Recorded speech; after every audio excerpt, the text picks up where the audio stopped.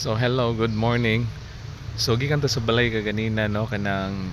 niadto ta kadali sa may center no kay nag-pick up ta sa mga sa stocks no, sa gamay nga stocks. And then nanata diri karon sa may Bakong no, nata diri sa may Bria. Kay nata importante nga gihapit no, gihapit diri pod. And then wala pa ko ka-check no sa atong text post kaganina no. So unyang hapon we're planning no nga pagkahuman nato no natin mga ginagmay nga stocks karon no medyo gikapoy ko no pero natin kinanglan manggod nga kuanon kanang asikasuhon kadali and then napo tay mga ipanghatod so later no so basin mga unyang hapon early afternoon guro no kisa may ganahan nga mukuyog no so kuan kanang